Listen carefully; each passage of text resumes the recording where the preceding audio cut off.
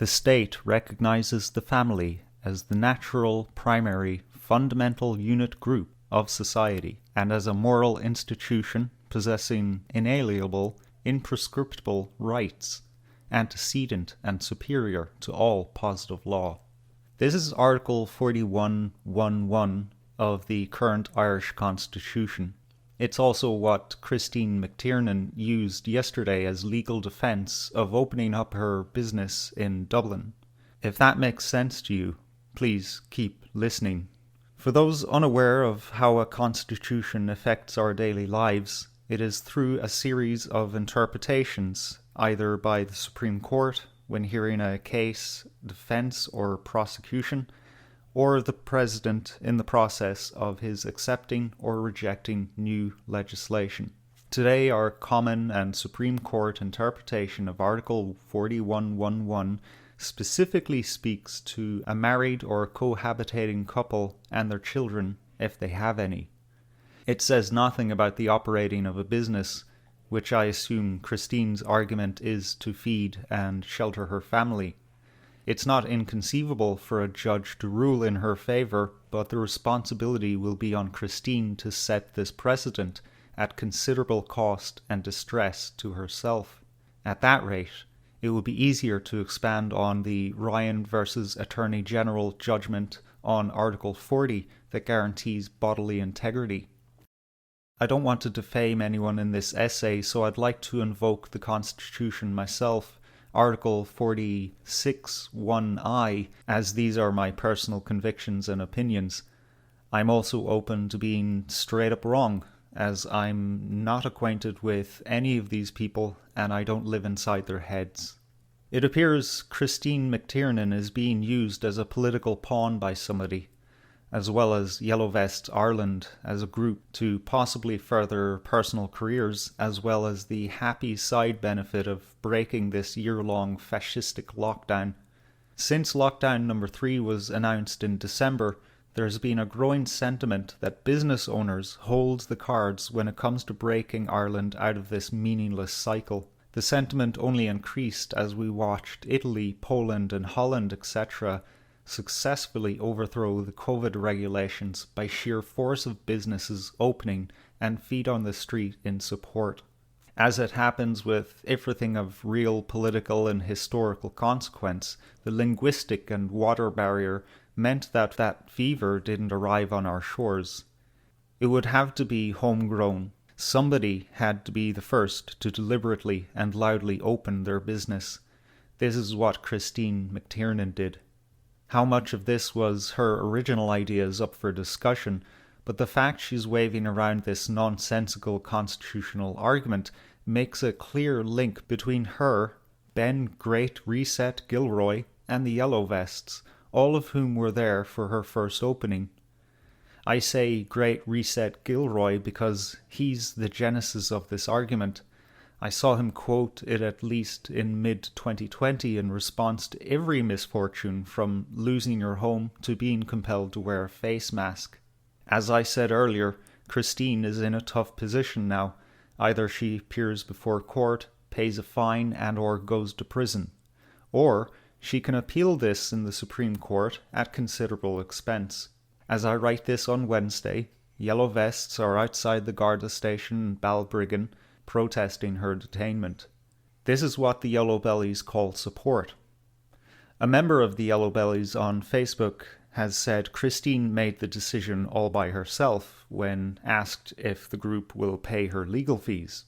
The question was repeated, and he fled from the conversation, citing PayPal trolls. This may seem like a ridiculous expectation to some people, but exposure and ad revenue has been earned, and as Yellow Bellies appear to be active on the scene, they will draw even more donations. This is clearly a collaborative effort, and if I were Christine, I would feel shafted. Furthermore, if the Yellow Bellies want to be at the forefront of this revolution, they should use that collected money strategically. Protests with banners, placards, and sound systems have shown themselves to be 100% ineffective in changing government policy or public opinion.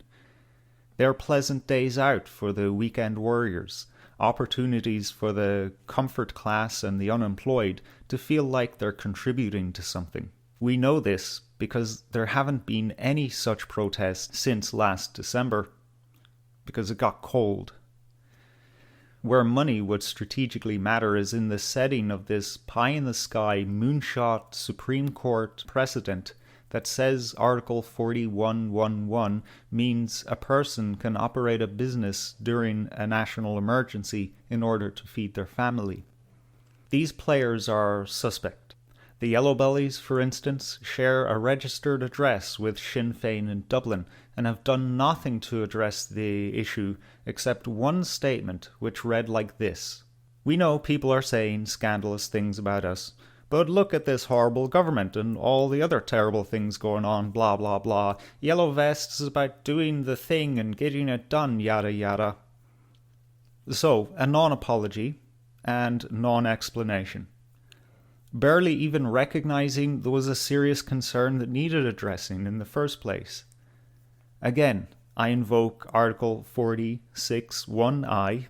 What I said is my direct experience, being a follower of Yellow Vest Ireland on Facebook and having searched for a rebuttal.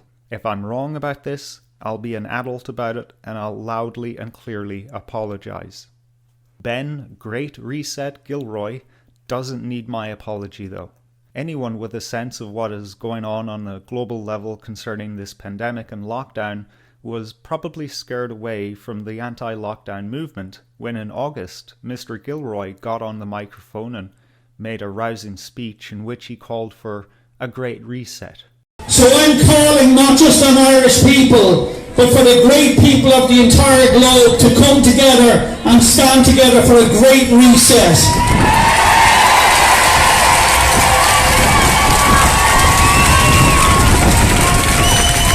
The Great Reset is a welcome recognition that this human tragedy must be a wake-up call. It is imperative that we reimagine, rebuild, redesign, reinvigorate and rebalance our world. A great reset of the banking system and the enslavement of the people through debt. I'm calling for a complete reset of all debt. I'm calling for a complete reset of the legal systems around the world that have destroyed the rights of mankind in favour of criminal, corrupt corporations. No further explanation was given to what this great reset might look like or how he suggests we go about it. The only two options left are the Great Reset, a la Klaus Schwab, or a revolution, a la revolutionary France and Maoist China, where the old guard in all the institutions are removed from their position. Such ideas of overthrowing our current globally entrenched regime reminds me of South Park's Underpants Gnomes. So what are you gonna do with all these underpants that you steal? Collecting underpants is just phase 1. Phase 1, collect underpants. So what's phase 2? Hey, what's phase 2? Phase 1, we collect underpants. Yeah, but what about phase 2? Well, phase 3 is profit, get it? I don't get it. You see, phase 1, collect underpants. Phase 2, phase 3, profit. I get it. No, you don't, fat ass. It's dangerous, and so is Ben Gilroy, if he manages to drum up any more support outside of the small amount of sway he normally enjoys. I try my best to point to something positive or a real solution whenever I criticize someone else. Regardless of the consequences, Christine McTiernan has my respect. I also have respect for her customer who was arrested today. I would personally contribute to their legal fees if I had assurance that my money wouldn't end up in the hands of the aforementioned jokers. Christine set a social precedent which many businesses are now going to take advantage of over the next 2 months and going forward. What we must all do now is refrain from insulting all business owners who refuse to open up and keep our eyes open for those who do open their business in our locality. Go be a customer. Spend more money than you normally would. Tell your friends and family. Like and share their social media presence. This is how we win. Hello folks, I've decided to integrate Irish Identitarian with Eclectic Vibrations Radio. And if you would like to continue following me, then just type into the YouTube search bar Eclectic Vibrations Radio. Follow the channel if you want to keep up to date with me. Follow us on Twitter, Facebook, MeWe.com, which is a pretty awesome site. Also, consider just going to EVRN.net. All of these things are in the description below. There's many ways to subscribe to my future content, and there's also just a lot of brilliant content on there already. So I'll see you over there, folks, and thanks for sticking in with me all of these years.